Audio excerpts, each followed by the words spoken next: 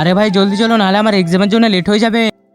ওই দাঁড়া দাঁড়া দাঁড়া দাঁড়া, চল বাইক স্ট্যান্ডে লাগা। স্যার আমার ছোট ভাইয়ের এক্সাম আছে আর আমাদেরকে যেতে দাও প্লিজ। যেতে দেবো? তোর হেলমেট নাই আর তোর গাড়ি চালান হবে। গাড়ি চালান কেটে দাও, কিন্তু এখন আমাদেরকে প্লিজ যেতে দাও। চালান তো হবেই, তার আগে গাড়ির পেপার চেক করো। স্যার প্লিজ, এক্সামের জন্য আমার অনেক লেট হয়ে যাচ্ছে। বেটাই এইটাই আমাদের ডিউটি। সাইডে এসো, সাইডে। আবে ওই কোথায় যাস? ওই ওই দাঁড়া দাঁড়া দাঁড়া।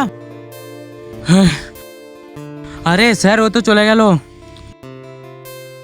চল ছোটে জলদি যা।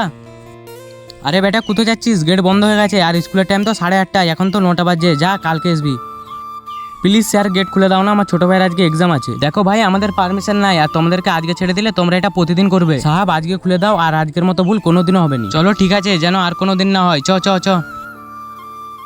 তার আগে যদি শয়তানকে ঘৃণা করে বাবাকে ভালোবেসে থাকো তাহলে ভিডিওটাকে লাইক আর চ্যানেলটাকে সাবস্ক্রাইব করে দাও। না যদি লাইক সাবস্ক্রাইব করো তাহলে বুঝে নেবো তুমি শয়তানকে ভালোবাসো।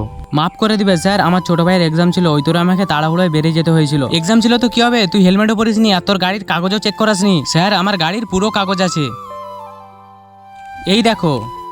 ব্যাপার তো সব ঠিক আছে, কিন্তু তখন তুমি চেক করালেনি কেন? তখন তুমি পালিয়ে গেলে কেন? সাহাব আমার ছোট ভাইয়ের এক্সামের আর 5 মিনিটই টাইম ছিল, তার জন্য আমাকে তখন তাড়াহুড়োয় চলে যেতে হয়েছিল। ভেরি গুড, তুমি একজন বড় ভাই হয়ে তার কর্তব্য পালন করেছো আর নিয়মও মেনে চলেছো। হাবিলদার এর হেলমেটে চালান করো। বন্ধুরা ভিডিওটা ভালো লেগে থাকলে ভিডিওটাকে লাইক আর চ্যানেলটাকে সাবস্ক্রাইব করে যাবে।